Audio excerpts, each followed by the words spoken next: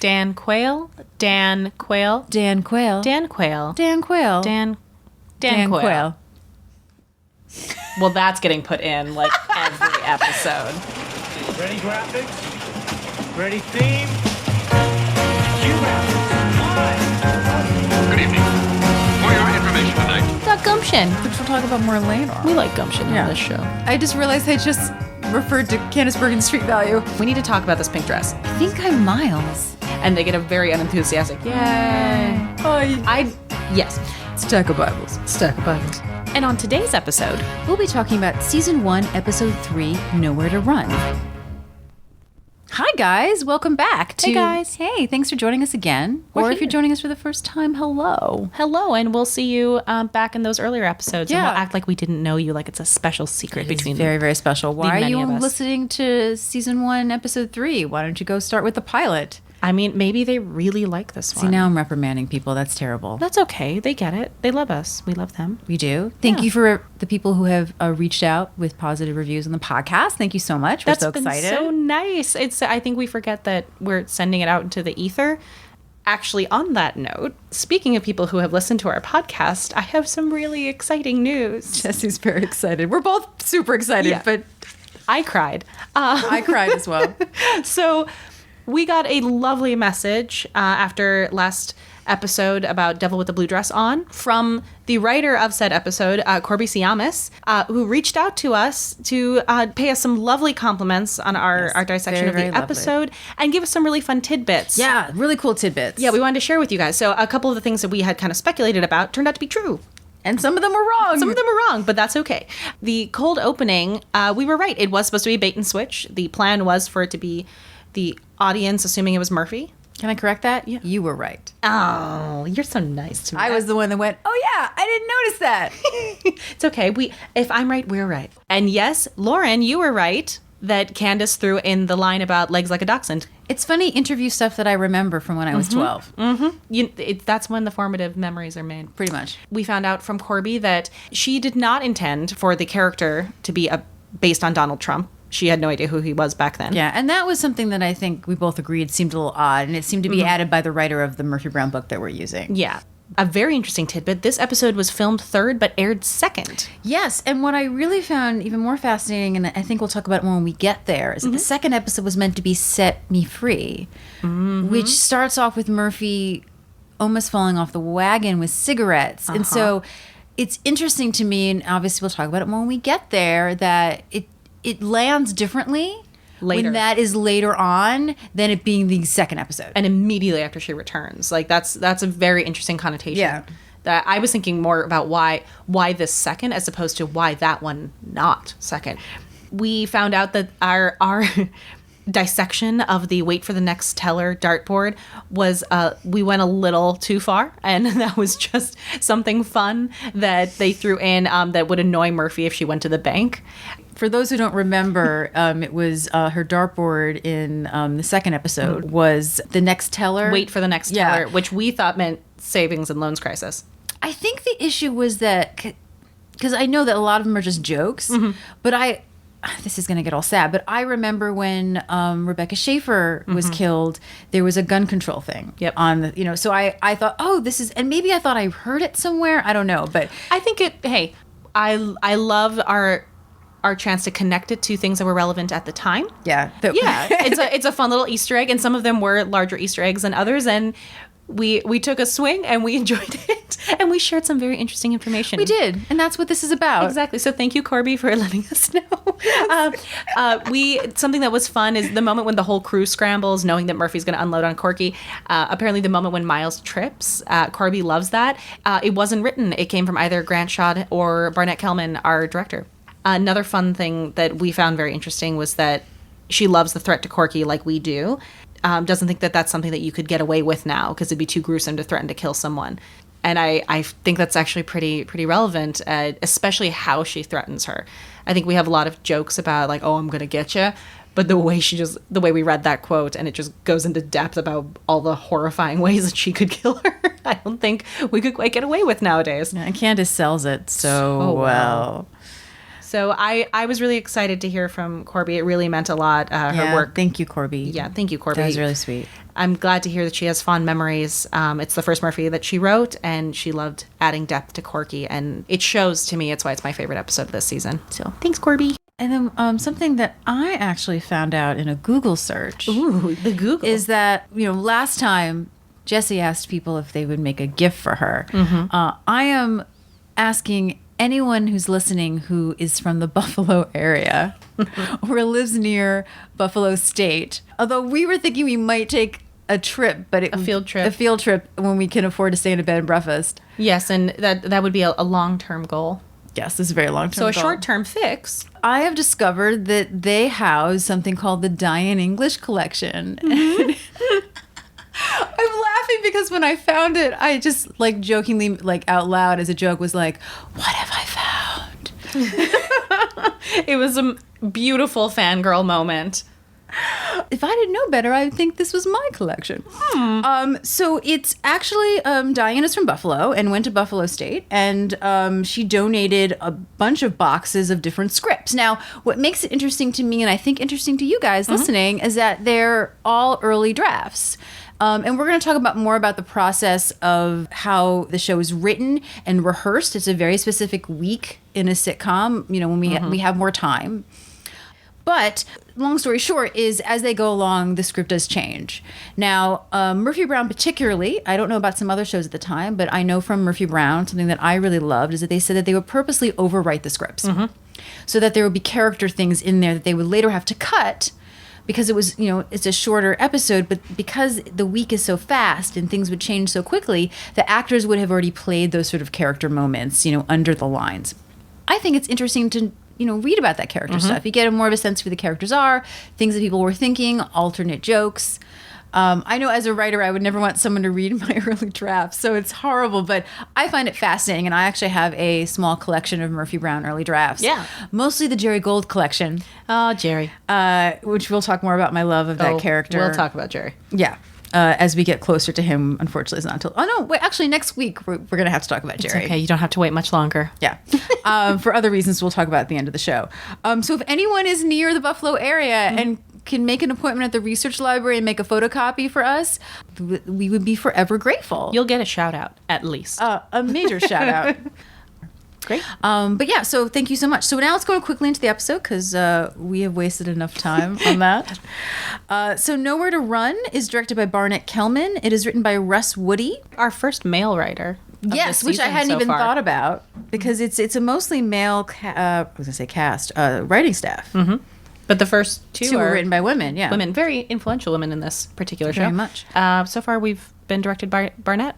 It aired on November 21st, 1988. Guess And when we're recording it? when are we recording this, Jesse? November 21st, 2017. Not on purpose. Ayo. Just the date that we were free It just to makes do me this. so happy. Yeah. And the opening song is Nowhere to Run. By a band you may have heard Lauren talk about last episode. They're my favorite, Martha and the Vandellas. It was for the Gordy label, which is a Motown label. And, I never say their name correctly. They're so famous. Can you say the name of the group that wrote that? Holland Dozier Holland. Dozier, that's how you say it. Okay. It depicts the story of a woman trapped in a bad relationship with a man she cannot help but love, which is not really what we see. Oh, and the Funk Brothers. Oh, the Funk Brothers. Have you seen that documentary on the Funk Yes. Brothers? Oh, it's amazing. I'm reading this like I didn't type this up like 3 months ago. I was like, you wrote this. I did, but it was 3 months ago. Like, ooh, I'm so clever. Look at these tidbits I found. It was 358 on the Rolling Stone list of 500 greatest songs of all time. Just another example, some of the songs that this group wrote were Baby Love, Stop in the Name of Love, You Keep Me Hanging On, and Heat Wave, which is one of my favorite Martha and the Vandellas songs. That and Quicksand. I love those two songs. So like with Corby, Russ did write a biography, only it's an actual biography, and it's hysterical. So this, of course, is from 1990. Russ Woody was born in San Francisco Bay Area. His first indication that he was headed for a creative vocation came at a very early age, when he realized his parents were insane. After completing a BA in broadcast journalism at California State University, Chico, Woody went on to become one of the most highly paid bartenders in Butte County area. But though it was tough giving up an $8,000 a year job, in 1980 he moved to Los Angeles to pursue a career in show business. There he suffered, struggled, and starved until he landed a prestigious position as a production assistant on the highly acclaimed television show Benson. Ooh. Though at the time, Woody had no idea that 1983 would become a milestone in his career when he wrote scripts for both Webster and Fantasy Island. What? It is a pride he will carry with him for the rest of his life. Was a story editor on Valerie, where unfortunately he was fired before everyone hated each other and people had to go to court. This is true. This actually really happened. Soon afterwards, Woody was put on staff at Slap Maxwell. Unfortunately, that went down the toilet during the writer's strike of 1988, and he ended up on Murphy. After this, some people may know Woody. He's an amazing writer. He wrote for Sybil, show that we love that Becker, Mad About You, and did write Double Rush, which is a Die in English show that was created for Robert Pastorelli. Amazing. Yeah. And something else that I just really thought was great to sort of describe Russ, and as we go through the series and you see his episodes, you will get this. Yep. You get to know your writers very well. This is Diane. Russ is a very angst-ridden person and a very gentle guy with a very quirky sense of humor. Some would say warped. We like that. We like that a lot, and it makes sense looking at the shows that he did later, including Sybil and Becker and Mad About You. Like, these are all shows that had these wonderfully joyous yet warped and slightly dark senses of humor, and that's why I and my family love them so much. Yeah, and I'm pretty sure he wrote the first Jerry Gold episode. I realize I didn't double check that, but I'm pretty sure he did. Man, Because that's she's why she's giving Russ all the credit for her man. Well, it's team written, guys. It's team written. All right, well, so should we jump in? Yeah, let's jump in. Great. So we open on the title song, Nowhere to Run by Martha and the Vandellas.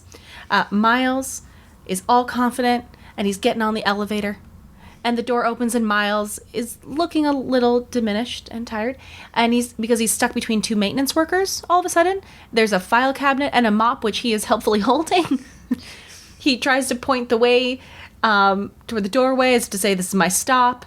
And then they bring in a giant potted plant. He's so timid. He's so sweet and timid. And, like, again, why aren't you saying, where's a freight elevator? Is there not a freight elevator? I was thinking that too. Why are they not in the freight elevator? Why are maintenance workers and a filing cabinet and a mop and a giant plant? And a guy with a cigar? And all of these things, I mean, the guy with the cigar, I mean, smoking indoors is its own special funny thing. Because that's just not done anymore. But if you look at that elevator, that is not an elevator for more than a handful of people. No. So why they're putting freight level, I don't know. Maybe they don't have a freight elevator. Because it was funny, Jesse. It was funny. I just feel bad for my Miles, who is just sweet Miles. He's just clearly being so nice, and he's just wilting more and more because then a giant potted plant like goes in the way of him getting out. Then there's a man with a cigar who comes in. He's like at a central casting. I mean, Yeah. of course he probably is, but like that guy is just like, yeah, you want to take some bets, or I'm an agent in this building. I got a cigar and I'm wearing a waistcoat. And the door closes and it opens again. The maintenance workers leave, and Miles looks like he's gonna pass out. Like it is Like he's choking on it. he's choking on smoke. What I love is Grant has such great body language in this, and he's just teetering over on this angle while, You can while see holding he's the losing mop. air. He's He's still holding the mop, and so of course the maintenance workers come back in. So it's like the thing he's leaning on. So but he's just losing his mind. The smoke is slowly falling out, and then it closes, it opens, and then the worst monsters of all, teenage girls from the 80s come in. Oh, they're the worst. In denim. And then they get off the elevator, and the one lingers, and you see her, and I love, this girl's credit, you see, like, it's in her shoulder, you see her press every single button all the way down, and they take their time, and then she just walks out and leaves them in there, so he has to go through every floor. There's this stance at one point that Grant does that he'll do throughout the show. His hands and his arms sort of like against his stomach, and they're not really clenched per se. It's just this sort of amazing sort of comic stance in like his hands. And something that I think is so amazing about Grant Shaw is he's got great comic timing, which of course everyone does, but his physicality, we don't get as much in this episode, but we do get later when he the angst in his voice. Yeah. I've seen Grant on stage several times actually, and unedited even seeing him, he just has this impeccable sense of timing and physicality comedically. And I think it works because he's so open and vulnerable. So as he deflates, you have nothing but empathy for this poor guy who, again, could have just snapped at somebody. He could have just told the girl to stop pressing buttons, but he is just destroyed. He has such highs and lows. You know, he goes from being like, all right, let's get this meeting started, guys. I got this going, you know, this bravado he puts on. And then he just like becomes this neurotic He's piece a of. puppy. He's a little puppy. He's a little pup. A little puppy. So Miles arrives, and Corky is ready. She is ready to chat. And my love of Corky's gumption. She's like, I've got a story, and it's a big deal. And so she's favorites. and she starts running joke. pitching, because she's trying, man. She's trying. She pitches that she wants to do a story on this amazing woman, Indira Gandhi, who is dead, which she doesn't know. Also dead.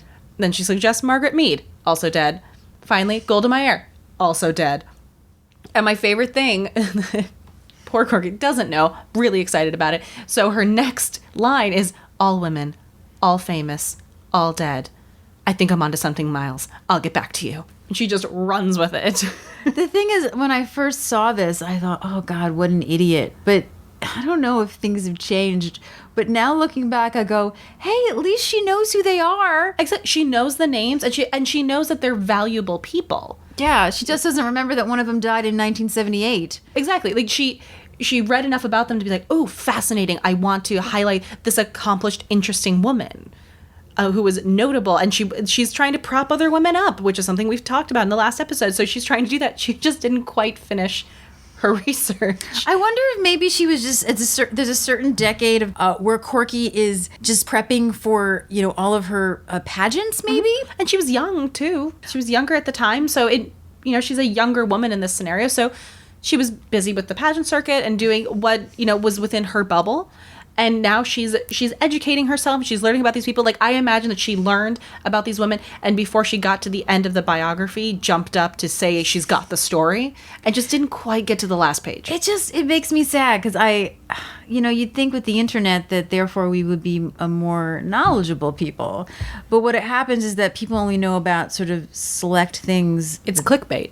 We're clickbait culture. We just read the headline now. Yeah, or if you're not going to seek it out, you're not going to know. Mm-hmm. And I just feel like lately I've spent so much time trying to explain like who Dan Quayle was or Angela Merkel is.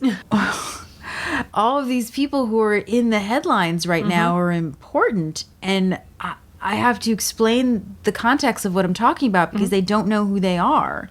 And just to clarify, everyone, we know that there wasn't internet when Corky was researching. This was a segue into the relevancy of today. Yes. But there is something about the amount of research you had to go into to find out who someone was then if you didn't have the most recent paper in front of you. And the fact that Corky doesn't read the paper. No. But again, she's going in and doing research and how much you have to do to catch yourself up. Whereas now people seem to think that because the information is readily available, they don't have to look as far, but you still have to read. Yeah. You still have to go farther. And especially during this headline clickbait listicle world that we're in right now, it's pretty sad that with the amount of information we have, we still seem to know just as little as if you don't read the newspaper. Yeah. Anywho. So Miles meets Murphy's new secretary, known in the script as Secretary Number 6. We just so stopped we're at number naming 6. them. Yeah, although I realized going back, I was telling Jesse this, that they do say, sometimes they say names in the script, but really they're credited as the number secretary, which is really great. And we get into the 90s eventually by season 10. Sure do. So Miles asks the secretary if Murphy's in a good mood, and she goes, sure, fine. It's sure, fine. No problem. So Miles knocks on Murphy's door and she just screams, "Get lost!" Such a perfect Murphyism. And it's interesting now in retrospect knowing that this is not really may not really be the third episode. I'm curious if this is actually now going in order, but I guess we'll find that out. I also love these moments when we come in and Murphy's doing her job and she's on the phone and she's asking for Mickey, who I'm assuming probably works in the archives department. I assume so, based on the context. Exactly. She needs German footage for her missing Nazi I just need thing. German footage. Yeah. Mickey needs to do it for the good of the show, and she bribes him with 40 lines. 40. I don't do football. What is it? 40-yard line. 40-yard lines. It's a good seat. It's almost in the center. I do know that. Yes, mostly from comedy stuff. Fair. Yeah. Yeah. People usually I know it use from being a Vikings fan my entire life. Sorry. we were a baseball family. It's okay. We balance each other. That's true. We do. Hey-o. We really do. Murphy is really excited because she's pretty sure that she's found Nazis, which is different from today. Yep. Off a small fishing village. Just for everyone's reference, back then Nazis were not a current problem. no. They were a thing of the past that we had defeated. And they were hiding. They were in hiding. They were Yeah. actually in hiding. What a time to be alive, What a time everybody. to be alive, everyone. Nazis in hiding. I also, for some reason, really fixated on the word a small fishing village. I don't know if it's been used on the show before, but it is definitely a comic setup. The phrasing of it is Yeah. amusing. It's very, it paints a picture, and there's A lot of shush and fuzz in it. Very funny, small funny fishing sounds. village. Yeah, Off the coast of Argentina. it's amusing. Miles tries to kind of manipulate Murphy. It's very obvious that he doesn't really want her to do the story. You know, Diane Sawyer did that story last week, but it's not like people compare you to. I love that in the first couple episodes we already have her, and this happens again later in this episode. They mention the Big J. Yeah, they do. Mention she really has it out for Jane Pauley and Diane Sawyer. Like, you have this idea of this woman who is cutthroat and trying to make it in an industry that has very few spots for women of power. Well, what I also love about lines like this is that it's funny. It's shows that Miles is trying to get to a certain goal, and it gives us not necessarily backstory, I guess, but like it frames the picture of the world that Murphy lives in, because we're new to the show. She's a fictional character in a real world, and that gives her context. Well, and I think also this gives Miles a boost of credibility. He knows what to say. He's not stupid. And I like that moment of, I mean, he doesn't do it in a very savvy way. It's pretty obvious what he's trying to do. Yeah. But it does work, and he does know what to say to make it work. So it shows that, you know, he's not just there by means of nepotism or anything like he actually could be very good at this job. Yeah. Well, he's got gumption, He got gumption. which we'll talk about more later. We like gumption Yeah. on this show. So Miles instead wants Murphy to do a story that he has a source on about a federal prosecutor who slept with hookers, Robert Hawks. I love the fact that Murphy says that she doesn't think that that's a story, that's a given. I also love that she then ignores him to turn around to write on a Post-it. Yes. Because I love business, I love props, because it shows reality. You know, you don't just stand there and talk to someone. Never. You do stuff, and it also shows that she's like, I'm busy, leave me alone. Well, and it's one of several Post-its on that. And what I Yeah. like is the Post-its are on the edge of shelves. Like, you showed, like, the clutter and mess of her office, and there's, like, the ant farm that's in there. I believe the ant farm was Candace's idea. A lot of that stuff Yeah. was Candace's, but I know she talks about that she loved the ant farm. I love the Godzilla with the pencil in its mouth. Yes! And so you see, like, she doesn't just put the Post-its are not on her desk. She turns around, and they're stuck to the edges of shelves beneath the ant farm. So she just kind of, I love that, and it's kind of a journalist trope, but they kind of have thoughts and things and pins everywhere around because their mind is trying to piece things together. But it creates this world of, you know, she's not a very put together and organized young lady. She puts Post-its where she needs them, and she writes it down, and she does this, and she's just doing her job. It's such a great set. The detail in that set, Roy Christopher is a set designer. And I actually have a really great article from Entertainment Weekly I can bring and we can talk about at some point, where it goes through all the different things in her office. Cool. And in her townhouse, which is great. I love the fact that Murphy sort of grills Miles on like what he has, like who, what, whom, where. And what really piques her interest is the fact that it's someone who may be putting together a Senate campaign. And then there's, of course, the running joke about that the name of the source is the ASP. The asp. The ASP, as opposed to the ass. It's such a simple joke that they Yeah. could have completely ignored, and I love that they just lean in with asp.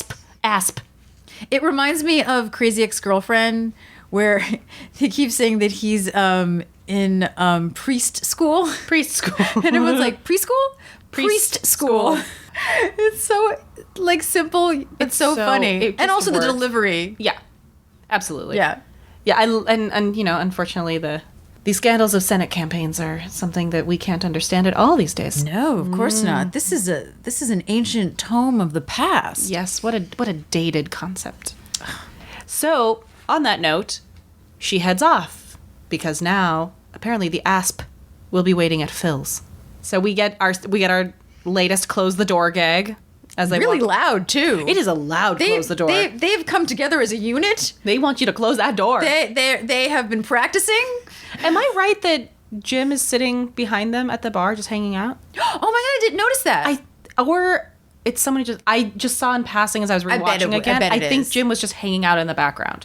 we could go. Well, we could hey. pause and go and watch it. In my fan canon, my fan fiction, that's what I'm saying. In my fan fiction, Jim's sitting behind them and just doing his thing. Okay, that's cool.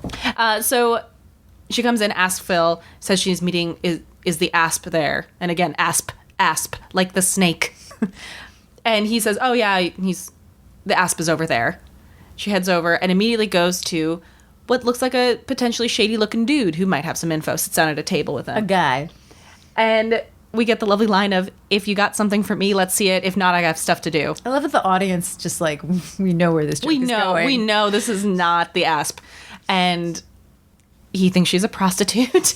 And the reaction is, well, you smell nice. I got $30. Well, how come in sitcoms? Okay, because Oh no, here we go. This is the only experience that I've had with hookers is from movies from the 80s What and is the sitcoms. correct price?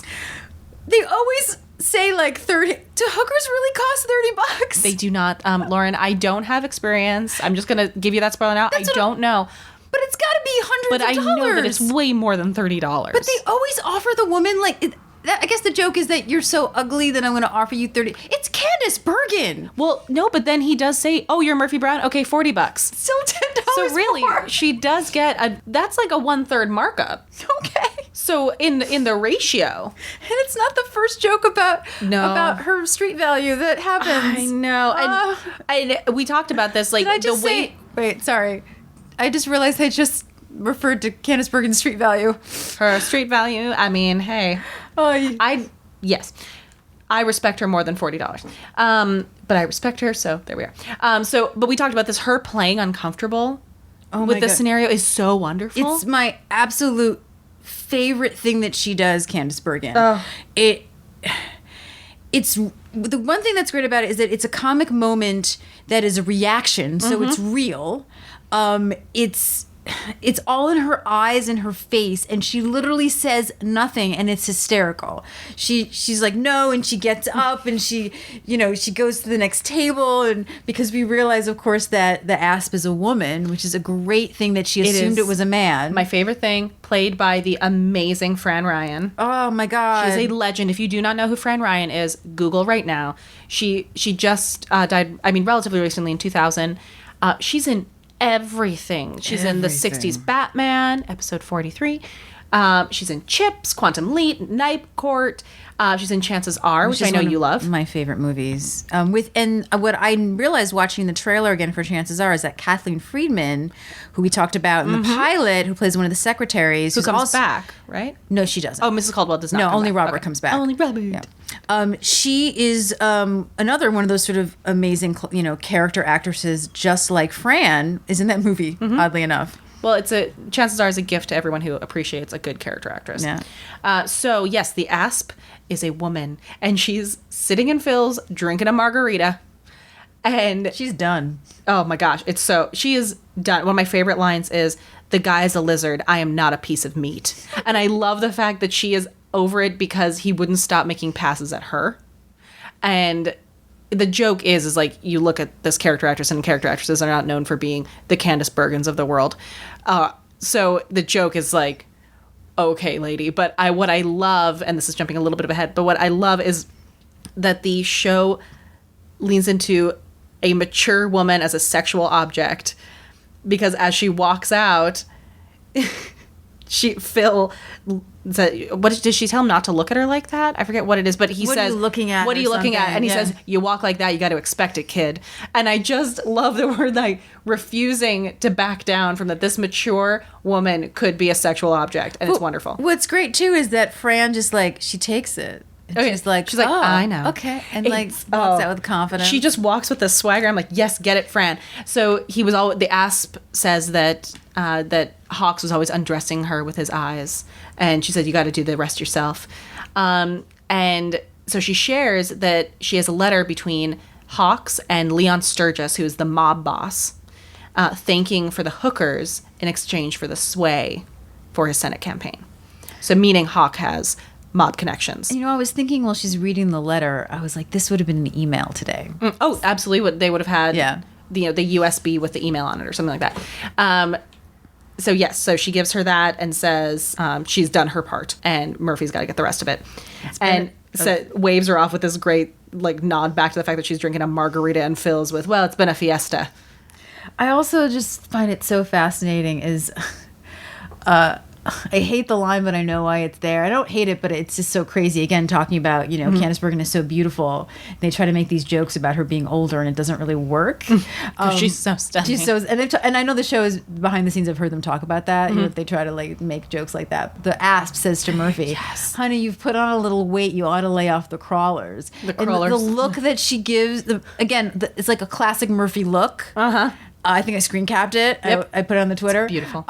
Is amazing, but also this idea of that line is trying to show that because Murphy is famous, strangers will tell her things that people would not tell a person that they knew well. Because they feel familiar. They think that they can tell that she's put on weight or something like that. So it's such an important line to have because it's about a lot of what the original, ideas about the show was. But it also was just like, Candice Bergen is not fat and like that. What are you talking about? It's we're suspending the disbelief of the characters. Yes.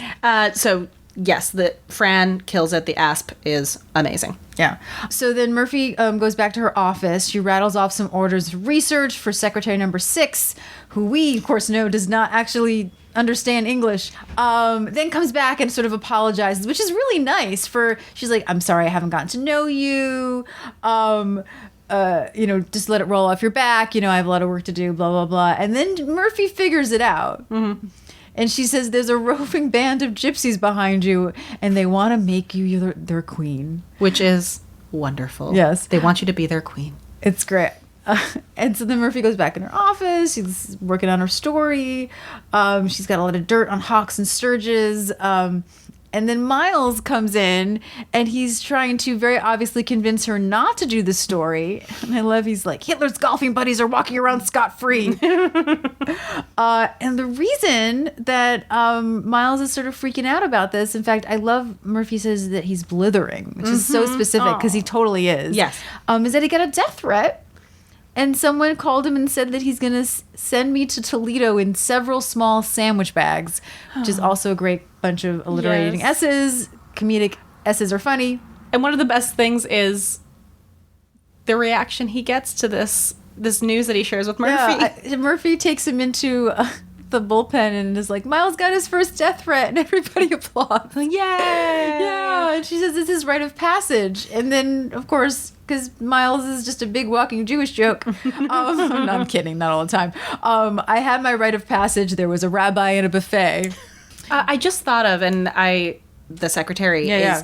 I just want to acknowledge the fact that is a joke that we really couldn't get away with as well in a sitcom. Yeah, because I was she's thinking Asian. about that, actually. And I think it's important to comment on because it's funny, but, when we do talk about, because, as Corby said, there are certain jokes that we can't get away with as well because of the news or current climates or so on. This is something that I also don't think would go over very well. She's never been my favorite secretary, but I have to say I gave her some credit. I'm jumping ahead a little bit, but when Tiffany comes in and scares everyone to think that he's going to kill Miles, but he's actually Miles's bodyguard, everyone jumps down and she doesn't know what's happening, and then you see her slowly just like go down to the ground, and I had never noticed it before. Kudos to that actress. She sells it so well. I was like, that's great. You took a really small part and you added that small little thing that it's is really fun on so rewatch. Funny, and I didn't notice it the first time. So Murphy is concerned why they don't want to kill her. She's the one doing the story, and it's like they're old-fashioned about killing women, to which Murphy thinks is really sexist. But she's offended that they won't kill women. More reasons to nail them to the wall. So she goes out. They go out and they talk to everybody in the bullpen. And this is one of my absolute favorite moments. Is Jim reassures Miles that when it happened to him, he was really upset the first time, and Miles is like, "Oh, what happened? What did you do?" Or I think he says that he was so like beside himself, and Miles wants an example. I forget the exact exchange, but he's very deadpan. Charlie is just like, 2 minutes to air. I look down, and I realize I'm wearing a light blue tie with a brown suit, And he puts his hands up and just goes, stack of Bibles. And stack of Bibles, to me, is just, oh my God, hilarious. Stack of Bibles. Stack of Bibles. It's so deadpan. It also reminded me that it took a while for us to get like sort of, deeper into Jim Dial. So everyone assures him, including Murphy, that there's never a follow through, that, it's just words. And then Tiffany, who I spoke of, a guy who looks like, I would say, a stereotypical hood, gets off the elevator. And everyone just jumps down, which is that moment we just talked about. Of course, it's not a hood. Tiffany Howard. But his name is Tiffany Howard. Which she doesn't get. Miles is like, isn't that a girl's name? All right, no. So he has a standard Wonderful. agreement that he's going to sign. And as soon as Miles says that Sturgis is involved, he comes up with a crazy excuse that he's going to run to Jazzercise. Jazzercise. Which is very big in the 80s. Yes, I love that we get a Jazzercise reference. One of my favorite things as a child was Mousercise, which was an album that I had, which was the Disney characters doing Jazzercise. I know what you're talking about. You do? Oh my God. It's wonderful. Anything that has to do with like cute animals, I know I about. loved it so much. And so he leaves. And Miles is like, I'm a dead man. And the secretary goes, sure, fine, no problem. No problem. I also realized I hadn't mentioned that Diane actually said that this idea of roving horrible secretaries is a bit based on the secretarial pool at Warner Brothers. Ooh, shade, Diane. Yes. I love it. And here's another of my favorite parts. So then we cut to Corky, who is, it's the next day, I think. Probably. They're wearing It's different, later. They're wearing different clothes. We've changed clothes. It's the a best new way day. for us to know is they're changing. Yeah, they're different clothes. It's a new day. So Corky is on the phone and she is working on this story, and we get, oh no, well, when did Mrs. Perrone pass on? And then you clearly find out that, she's been trying to, this is Ava Perrone is the reference, and she's clearly trying to research her. Oh, she's gone. And then the next line is, my condolences to Mr. Perrone. Oh, such a great laugh line because there's the pause. Oh, no, because you know what's happening. The Corky's whole little sort of running joke is based on the audience being two steps ahead of her, which I think And is just realizing, fantastic. yep. And so the Perrone part is my favorite part. But really, Corky never saw a musical. Maybe not. She Didn't- was busy. She didn't see Evita, that's for sure. That's it. I mean, I can believe that she might not have seen it. I know, I'm making a joke. She might have gone to something. Yeah. Again, busy. Be nice to my Corky. I'm sorry. I apologize. We laugh with her. So Frank, I sometimes laugh at her. I do laugh at her as well, but then I love her. So Frank then tries to helpfully suggest she try Imelda Marcos. And at this point, she thinks she's now 2 steps ahead and is like, oh no, believing that she is also dead. Yes. The one person suggested to her that is alive and she won't believe you. I love them. Murphy arrives off the elevator and we need to talk about this pink dress. It's this fantastic pink suede flipped collar dress. The flip collar is what gets me. Oh, it's so good. I always try to do that. Mostly I'm trying to look like Angela Petrelli from Heroes. Yes. But it doesn't look as cool on me as it does on Candice Bergen. So Murphy gets off the elevator. There's a new secretary. Number 7. Number 7, My Katie lucky Holtz. number. She seems perfect. She has administration history. She's worked in a bunch of different things. She's a tried and true secretary. And then proceeds to say that she spoke to Satan this morning and Satan was very positive about what was going to happen that day. To which Murphy just, I love what Candice Bergen does. She just stands there kind of deadpan, registering that she finally got a good one. And She's kind of terrified. she finally got a good one. And of course they worship Satan. And then just hands her a stapler and says, take this stapler to the lobby. And she does. And she does. She's like, okay. She doesn't question it. She Because does. she's a great secretary. I think that in 2017, she's still standing in the lobby with that stapler. Still there, just doing her job. Yep. Miles gets off the elevator, looking a little worse for wear. He's got some sort of like Some stuff on his shoulder. One of the lenses of his glasses is a little scuffed up and covered in dirt. And you find out he's been almost hit by a car. And he's like, oh no, well, it was probably an accident. He said, it followed me for 2.5 blocks. And he's like, but this happens to all you. And everyone's like, no. No. I love the randomness. And then you just hear Jim going, no, I just got a phone call. It just takes off. Oh, I love early Jim stuff where you just are, it's so nice. And so no one's had this happen. And Miles, of course, then turns to Murphy and wants to know, maybe she doesn't have the story. Just hopefully, No. maybe. I And won't die. Murphy is this close to frying these guys. And poor Miles just gets back on the elevator. And then everyone gets off the elevator. Yep, because he's on it because he's They're a afraid target. He's a target. And so Murphy goes to her best friend Frank and is asking, could this be true? She's never dropped a story. It's extortion. And she asks him what he would do in this scenario, and he says he would ask her advice. I love that line so much. It's wonderful. Such a detail about their relationship. And the way that Joe does it. I feel like we really haven't gotten a lot of Frank to talk so much about Joe Ragabudo yet, but we will. It's so heartfelt. He's like, I'd ask you. Like, it's sweet. And I think the important thing is what we have seen of Joe so far is in Frank and Murphy's relationship. Yes. And this is such a wonderful, platonic, grounded moment of trust and vulnerability. And it's just, I relate so much to this conversation we all talk about how I'm really good at giving advice. I can give really clear, really intuitive and insightful advice, and I'm so bad at getting it. And when someone says back to me, well, if I said this to you, what would you say? It's a true friend moment. So she keeps saying that she wishes Miles would just tell her to drop the story. I love that she says, he's being so brave. I love that. I feel like in this episode, I will talk about it more when we get to the end, but I think I'm Miles. Yeah. I didn't think I can see that. Thank you. And not just the Jew thing. Thank you. Yes. It's not just the Jew thing. It's not just the Jew thing.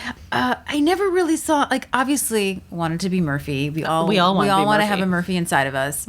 But I never really was like, oh, I'm the, when you take those tests, which character are you? I'd never be like, I'm totally going to get Murphy. I'm totally this person. I am Murphy. But there's something about this episode, and again, looking at it now with a more critical eye, I mean, a more adult critical eye, I should say. I don't know. I really sort of relate to him in this scene. Is like, I feel like I do that a lot too. Where like I go, no, I can do it. I can do it. Yeah, I'll just do it. You are. I'm just thinking more and more about interacting with you. You really are. You're like, I don't really know what I'm doing, but I'm going to do it. I'm going to do it. I'm not sure who I am. Maybe I'm the asp. I'm going to have to think about this. Yeah, but this and then the monologue at the end, I was like, I'm Miles. This makes sense. I'm unsure when I think of that, but I'm Miles. Oh. And also, my nephew is now named Miles. Yes. So, it's just meant to be. It's meant to be. So Frank also reveals that there's another bet going on in this world of bets. So he has an office pool going, and he has it in there that Miles will already be on a bus to Seattle. Yeah, so he's lost. And Murphy hates this stuff. And she does this wonderful line that I love so much. But this is why she hates this stuff. She hates it because, so she says, everything was working so well. I was going to put guys in jail. It's my favorite thing. Should I be frank? Yes. Okay. Don't take it so hard, Murph. The Republicans are still in office. There'll be other chances. That was a bad impression of Frank. I don't know why. We both got very like, oh. We're talking about two, like, yeah. Yeah. And then he puts his arm around her like a pal. The audience and they goes walk crazy. Off. The audience goes crazy. It was very like a Fonzie moment. It was, It was like, yeah. oh, we're all laughing because that's a really inside 'Cause joke. Republicans. Yeah. But what's so jarring about that joke now, too, is like, this is a very relevant joke today. It made my current day self go, oh. Also a great example that we used to be okay with just making fun of the people who are in power. Yeah, we were allowed to do that. I mean, once we go through the series, they make fun of the Clintons just as much. Maybe not just as much, but it's they about do. making fun of people in power, and that's really what we do here. That's what SNL is, and all of a sudden, I feel like we've forgotten that. Yeah, there's a lot of party lines right now, but that's another podcast. That's a whole other podcast. So, we move on to A darkened FYI studio, and Murphy comes in looking for Miles, and she goes, I know you're scared, and he comes out, he's been hiding, he's got a little a sleeping bag. Miles like, how'd you find me? And she says, Ernie the janitor. Something I also should have mentioned, that names like Mickey and Ernie, these are names that come back. Whether we ever meet them, I love the consistency. That they don't just make up a name. That there's a world that has been created, and someone somewhere has made note that, okay, the archives guy is Mickey, and Merv is the editing guy. And Ernie is the janitor. they've created the world.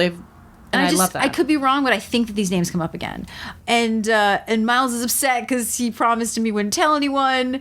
And Murphy, very, out of character from what we understand, says that she's going to, not do the story if he doesn't want her to, and she can pass it on to Jane Pauley. Maybe they'll kill her. And Miles is so touched.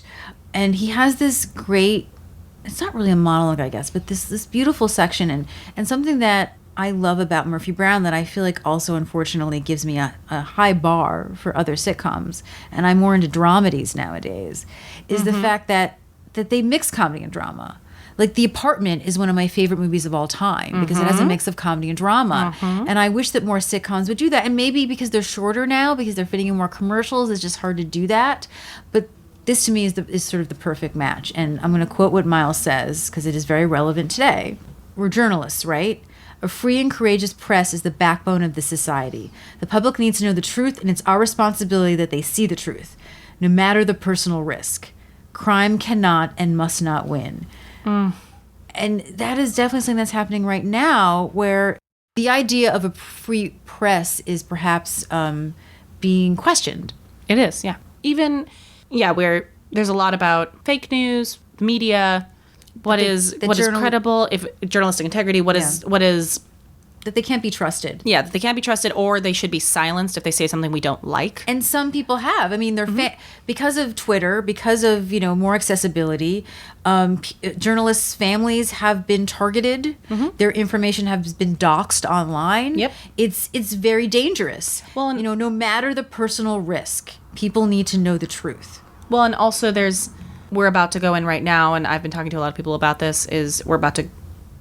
It's just the net neutrality conversation, especially in this day and age, about now we might be able to even influence even more what people have access to as far as free press and the idea that we should all have as a right and access to the truth, and that even our own access might be at stake in this world right now. So I think this, like we talk about often, and we're broken records at this point, but how relevant this show is, and these conversations are happening right now, and they haven't been fixed. No, and shows like this, and eventually The West Wing later on in my life, really made me admire journalists and see them as these prestigious beacons of truth in a way. I mean, that's a little Sorkin-y and over the top, but. So it's been very painful for me to see sort of the integrity of journalism as an art to be knocked down the way that it has. Yes, well, and it's also just the topics at hand in this show, and you and I both talk about The West Wing was a huge show for both of us, and choosing to be aware of these topics and choosing to be informed about, and how important it is to focus on actively seeking out information outside of your own bubble and reading the news and so on. But even recently, we've had a surge in, and this is clearly based on current events, but a surge in trying to support journalistic arts. So we had, Best Picture Spotlight, and then we have a movie coming out, The Post, soon, that talks about very relevant issues about, do you run a story or get shut down? And it's just quite relevant at this moment. Yes. So what's great about this is we had this amazing, beautiful moment. And can I just say, again, I was talking about props. Grant Shaw takes a shaving cream bottle out of his bag and just gestures with it in this way that just, I love it so much. It's so specific. So Murphy just says, okay. Yep. Because she's an adult. And Miles freaks out. No, we don't have to do this. He's going to hack me up like a piece of liver. Aww. And Murphy's just like, I have a long ride home. You're already home. Make a decision. I love the way she says that he's looking at her like Bambi caught in the headlights. Aww. And then she confesses. She's like, I like that you never give up. I like the way you pester me. I even getting used to the smell of Clearasil in the morning, and I hate that I like you. And then again, Miles is so shocked, but he also looks really touched. He's like, that's the nicest thing you've ever said to me. Don't blab it around. But it's such a great example of a great scene because there's conflict. She just needs him to make an answer because she feels so guilty. Yes. Just make an answer so I can go on with my life. Well, again, it's what we talked about earlier about importance of dramedy, quote unquote, that a comedy shouldn't and isn't always just laughs. Otherwise, you don't enjoy the big laughs because there isn't something to balance it out. And a drama can't have levity. And so I think that's why these scenes are so wonderful, because it's not trying to undercut a moment of sincerity. And then Miles has another really great sort of monologue about something that I think we all can relate to. How he wanted to be a journalist as a kid, and he would... It reminds of us talking about why we love Murphy Brown. Yep, we exactly. were children, yet we were watching an adult thing. He's watching the news. Mm-hmm. You look at what you want to be. He had a little hat with the word "scoop" on it. Yes. And again, that was when I went, "Oh my God, I'm Miles." Well, I've wanted to be an actor, a professional actor, ever since I was 7 years old, and I saw Emma Thompson in Much Ado About Nothing. That moment for me that formed who you are. That's why it's called your formative years. And it's so relatable that he saw this thing and it meant so much to him. And it's so fascinating to me. I speak to people who love Murphy Brown, and also The West Wing is a big, fandom to it. And it fascinates me to meet someone who goes, I watched the same thing you did, but I didn't want to be an actor. I wanted to be a politician. I watched the same show you did. I didn't want to be an actor. I wanted to be a journalist.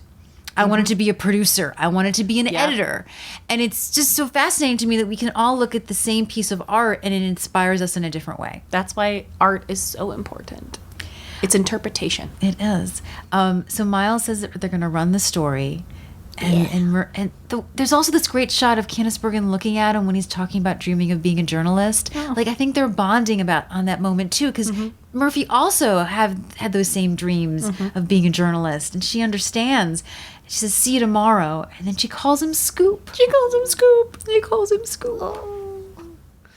So then we transition, and the show is wrapping up, and Jim is informing us that Hawk has been charged with accepting a bribe and obstructing justice, and Sturgis has been charged with bribing and obstruction of justice.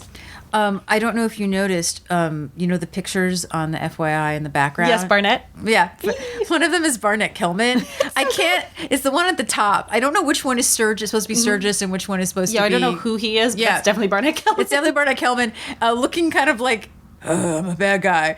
But I can't tell who the second person is. I don't know if it's it's not one of the writers, but it must be someone. Does anyone know? Anyone else in the show want to? Russ Woody, do you know? Send us a Twitter message. We don't know who it is. So we find out that they got the story and stuff is happening. They got the guys. They're getting charged and they're going off to the slammer. And Frank gave us a tour of Edwards Air Force Base. And my favorite is that Jim then turns to Corky and says, "And Corky, interesting visit to a seance. Nice try." The nice try part is what makes it magic. I love it. Interesting visit to a seance. Also, back to the clothes. Sorry. Oh, never be sorry. They're amazing. That outfit that she has, which is sort of this brown outfit, yes, with lines on the jacket and this sort of silvery... the silver scarf kind of spilling down. I have top 5 favorite outfits that she's worn. We're talking about Murphy's outfit, not Corky's. Yes, Murphy, yes. Definitely have a list of my top 5 favorite outfits. Obviously. Through the whole series that Murphy has worn, that's one of my favorites. It's wonderful. I'm mesmerized by that scarf and the way it just kind of spills down. Well, the colors look so great on her with her hair and her complexion, and particularly that scarf. Yep. Yeah. So anyway, off the subject of clothes. I have no problem with the fashions of this show. So Murphy is very worried about Miles. He's been missing. She asked if anyone's seen him, and Carl is just like, Silverberg, is he still alive? First Carl! It's our first Carl. So another thing I love about the show is that we have small recurring characters. Now, I was listening to an interview with Barnett, and he claimed that he pulled the actor who played Carl out of that sort of area as an extra. Rich Brinkley, who has had a bunch of credits beforehand. So I don't know if that was an exaggeration, or I know sometimes you can cast people not as an extra, but you don't have lines, but you still are considered a principal, and maybe he didn't realize he wasn't an extra, or he was making ends meet and being an extra. But Carl becomes, just like John, the stage manager, like a really big part of the crew. And spoiler alert, is in love with Murphy. Yes. Oh, so in love with Murphy. Oh, I love it. So then Miles does appear. And he's not changed his clothes. He has not. His tie. He fell asleep in the bathroom. He's so tired. And he's being a little annoying. He's like, "We stood our ground," and he starts half singing "I Feel Good," and he's kind of dancing. He's being very obnoxious, and his body language is amazing, and which leads to Murphy saying, "Miles, don't make me deck you." It reminds me a little bit of when Miles thinks he's drunk. Yes. I think it's season 2 when it's a dry party and they don't tell Miles and he thinks he's drunk. Yep. He's just placebo affecting. Yeah, it's great. And then as he's just kind of in his delirious celebration that is irritating Murphy because she's been so worried about him, which I love, he gets a phone call. And the message was, he doesn't take the phone call, he just gets the message that someone says, I'll be out in X to Y years and then I will hunt you down like I think they think it's a log in the street. A pig in the street, I think they think. I think it's just the first letter because they say, no, it's a D, like a dog in the street. They're like, otherwise that makes no sense. Carl's like, Rich is it's very a good. dog He's in like, the street. That doesn't make any sense. It doesn't make any sense if it's not a dog. Yeah.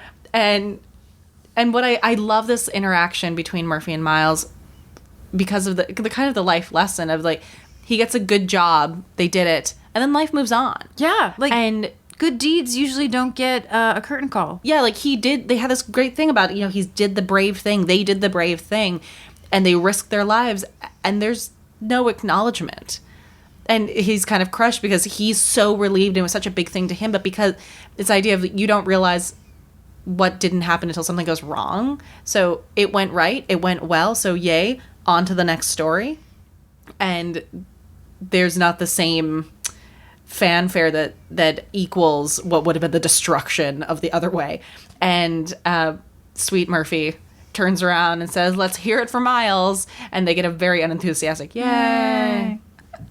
And they hug, and it's... They do, which is really a big thing considering she didn't want to admit that she likes him. Yeah. I sort of wondered, is it that she's growing up? I mean, obviously we don't really know Murphy before the series, or is it just being sober? I think being sober probably has given her a new perspective. I think so, too. I think that's important. And I think also because when you're put into new situations that you're forced to re-examine yourself. So not only is she sober, but she's not working under someone who's a father figure to her. Yeah. She's forced to be almost the parent figure in this scenario. She's really being very, if not maternal, an older sister heir to Miles, and being forced into a new role where you're not the younger. I think it's probably good for her. It's forced her to re-examine how she fits in and look a little bit more sympathetically on others. And being conscious, so to speak, can make you more conscious in relationship with people. Well, and what is the adage that you don't know how well you know something until you teach it? And she's teaching him these lessons. Yeah, she is. She's saying That's a really she's good taking them point. for granted. And she's like, oh, no, see, you don't get a cheer. So after the hug, we go back to the townhouse. And something that's interesting to me, because I forgot that it took this long to get Eldon again, because we have not seen him since the pilot. Yep. But she goes, you're here. You're always here. And that makes me also go, is this one out of order? Yeah, that was... Was this not supposed to be 3? Because we have not seen him since the pilot. We don't know he's always there. He's not always been there. I mean, it could just be a line to establish that, because he doesn't have a lot of, airtime. But I'd be curious in what order this was meant to be. And Robert's back, which makes me so happy. We had not seen him for a long time. He just sparkles when he shows up. He's so delightful. On the shirt he's wearing with like the stars and the thing. Now, I know that he doesn't have in this episode, but he'll eventually wear a leather jacket. That's actually Robert Pastorelli's jacket. Yep. So I think that some of the clothes might be his. I'm not sure how much of it is his clothes, but that I did read. I know the leather jacket is definitely his, but the shoes and the shirt and the painter pants, Eldon has painter's block. Yeah. Which is fair. Yeah, he's spending a lot of time at Murphy's, we would assume. Painting a lot of things other than what he's supposed to. The trim doesn't sing to me. I just love it. But she doesn't. Murphy is just in the best mood. She doesn't care that he's not done, that he's She's been so there. The cheery. scaffolding is still up. And she thinks that he needs a little inspiration. So, Dancing in the Street is a song written by Marvin Gaye. You may have heard of him. William Mickey Stevenson and Ivy Jo Hunter. It first became popular in 1964 when it was recorded by Martha the Vandellas. Their version reached number 2 in the Billboard Hot 100 chart, which is pretty impressive, and peaked number 4 in the UK singles. It is one of Motown's signature songs. And in 1985, There was a duet cover by David Bowie and Mick Jagger, which And- I think a few of you have probably heard. Unfortunately, that's the first time I ever heard the song. It's not unfortunately. It's just good that I like that version a lot. Sure. It Just inspires you to learn the original. That's all. Murphy also has a great thing where she wants Eldon to dance with her, but he's like, use the headphones. She says, life is short. It's good for the soul. Oh, truth. Eldon calls her out for dancing like a white girl. Mm-hmm. But what She does. I love is that Candice Bergen is dancing like a white girl from 1965. Yes, it is a very specific type of dance. I can only imagine that this is not how Candice Bergen really dances. If she does, I'm also super happy about this. It's precious. But it seems so particularly Murphy and so particular to that kind of music. Mm-hmm. And it's hands and it's wide and she has the biggest grin on her face. And this scene gives me so much joy. I mean, also just seeing Robert Pastorelli again. Yeah, well, but I do think it's important that we acknowledge, and this is something that we've talked about, Motown is very important to Murphy Brown. Yes. A white woman during third wave feminism, which is a time that has been criticized for being a white woman's feminism. Yes. And the fact that something that is predominantly an African American form of music is so important to her. I find it very interesting that they acknowledge that she's dancing like a white girl to what is considered quote unquote black music. And it's something that I know we want to talk about more in depth. We really want to get a guest on the show who can chat with us further, so we're not just two white chicks talking about intersectionality. But I just want to acknowledge that this is something that kind of calls out this form of music that she loves so much, and the fact that it's not necessarily a given that she's going to love that type of music. And she's dancing with a character who is technically ethnic Italian, white Italian, who can dance. Yes, he can. Who can dance. He gets down. I absolutely love it. He gets down, and there's so much joy. And every time I got to the scene, because I watched it a couple of times, my eyes opened up, and I was like, I forgot how great this is. And I love that Eldon, says, I feel tremendous. The word tremendous is so specific. And I'm very into like word specifics for characters. And something that's great about the show too is that you could look at a line and probably figure out who is saying it. Yeah. There's certain word choices, there's certain nicknames, there's certain things that people use, and tremendous just feels very Eldon. And then they put their hands together and he goes, this is the part where I flip you. And then she flips her on his back and she's like, what? And then it just sort of ends. That's the end.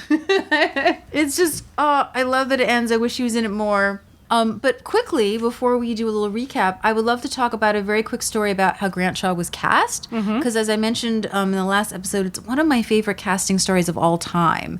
Mostly because it's a casting story that could not happen today. So unlike the other main characters, Grant Shaw at the time had the least amount of experience. Even Faith she'd been on 30-something. She had experience doing television and being in LA. Grant was in New York, had about 2.5 credits because one of them probably had not come out yet by the time he'd done this. He'd been on Kate and Alley and was doing a lot of theater. Did Torch Song Trilogy at one point, not in the original cast. Yeah. He worked a lot at EST, which is a wonderful off-Broadway company here in New York. If you ever see a show there are tons of pictures of him and certain things on the wall. Actually, I saw him in a one-act there. He came back and did something. I realized, I've seen him in a lot of stuff, I realized, because he still does theater in New York, which is great. He did a show written by Woody Allen with Jay Thomas. Oh, Jay. We can talk about more when we get to a Jay Thomas episode. So they were getting to the point, the show, that Diane was just not happy with the people that they had. They were very close to offering it to, I never know if I say his name right, because I didn't watch Ally McBeal. Did you watch Ally McBeal? A little, not enough to. So I apologize, but the actor who played Richard Fish, I always want to know if it's Greg Germain or Greg German. I thought it was Jermaine, but my gut is Germain. I think it's heard his name like said one of out those words loud. I've never actually Heard out loud, right? I've said it in my brain. Because I had to talk about him in another podcast, and I was like, I have never heard his name said out loud. Also, interesting fact: Charles Kimbrough and Janet Carroll, who plays the first Mrs. Dial, played Richard Fish's parents on Ally McBeal. Oh, That was a weird change the channel when I was like, Jim and Doris. Hey, why hey. are Jim and Doris on Fox? But Diane was really sort of wavering. She wasn't really sure. She just felt she hadn't found Miles and it wasn't really right. But they were getting close to the show. Like they had to pick someone. So they were putting, sort of the joke was they were putting everybody on tape who had understudied Matthew Broderick in Biloxi Blues. Like every remotely Jewish, nebbishy kid. And Barnett and Diane are just looking at the tape. And remember, back then it would have been like a VHS. Whereas today, and I have been in on pilot auditions where I've been the reader with the casting director, it's all digital. Yeah. And I have literally seen a casting director take the file and put in the garbage. Yep. Not even send it to LA. Yep. So they're going through the video and they're fast forwarding. And Diane notices him on a fast forward Oh my God. and goes back. Bless. That would never happen today. Nope. So Grant flies out to LA thinking like, this is not going to happen. Doesn't even bring a change of clothes. They had to buy him underwear, is my understanding. Aw. Because he didn't have clothes. Been And there. he booked it and kind of, Diane joked, kind of never went home. And they were filming very quickly because it was down to the wire and threw him into this. And for someone who has very little film and TV experience, Nailed it. nailed it. And I think it suits the character. He's enthusiastic, he's new, he's wide-eyed. There's an element that kind of newness wouldn't have translated so well into other characters, but for Miles, it makes sense.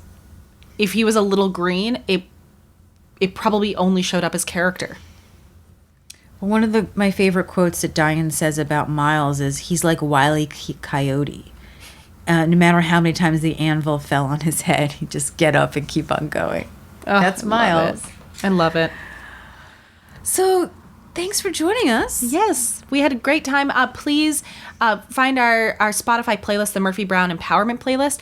There will be a link on our website when this episode airs, so now you can find us that way to the Spotify as well. Please leave us a voicemail. You can leave a short message on how Murphy's influenced your life. You can also record yourself on your phone if you'd rather and just email it to us. The phone number is 646-450-6902, or you can email us at murphybrownpod, P-O-D, @gmail.com. We are also Murphy Brown Pod on Twitter, Facebook, and Instagram. And our website is murphybrownpod.com. Boom. And please, if you can send us a review on iTunes, it helps us find a wider audience. More reviews we get, the more iTunes will advertise us to people. Click a rating. Send us, Subscribe. Send us what you think on social media, and we'd love to share that and connect with you there. And otherwise, our next episode is Signed, Sealed, Delivered, Season 1, Episode 4. Where I will have very pointed opinions on Jake Lowenstein. Oh, will she? Yes, I will. So we'll see you in 2 weeks. For another edition of FYI. The Murphy Brown Podcast. Dan Quayle. Dan Quayle. Dan Quayle. Dan Quayle. Dan Quayle. Well, that's getting put in like every episode. Can that just be the stinger at the end of this episode, and then we'll just end up using it later?